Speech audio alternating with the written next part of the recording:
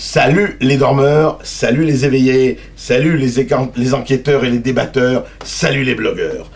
Alors, vous avez remarqué que plus que jamais, on nous bombarde de sondages. Et oui, les sondages sur Sarkozy, les sondages sur les Français pour les retraites, et vous avez remarqué qu'ils disent tous, tout et le contraire de tout. Un jour, c'est 63% des Français qui appuient les manifestants. Un autre jour, 65% des Français qui disent que la retraite doit se faire. 51% des Français qui disent que Fillon doit rester comme Premier ministre. Les autres qui disent le contraire. N'importe quoi. Je répète que les sondages sont une crotte manipulatrice.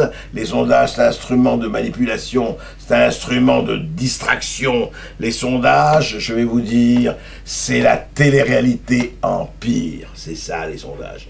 Parce que, une chose intéressante, j'ai remarqué qu'en Amérique, quand ils publient un sondage, c'est qu'il y avait toujours marqué en dessous, la marge d'erreur est de plus ou moins 3%. Des petites choses comme ça, et ils disent, voilà, nous avons sondé. Or, en France, il n'y a pas de marge d'erreur. On a demandé aux Français, mais pourquoi, aux instituts de sondage, pardon, engagez-vous à dire que la marge d'erreur serait de plus ou moins 3%. Ah non, ont-ils dit, ah non, on ne peut pas, on ne peut pas.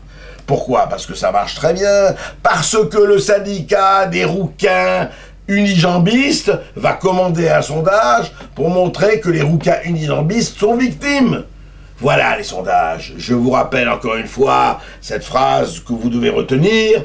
Victor Hugo disait que le calembour est la fiente de l'esprit qui vole. Eh bien les sondages sont la crotte de la démocratie qui trotte.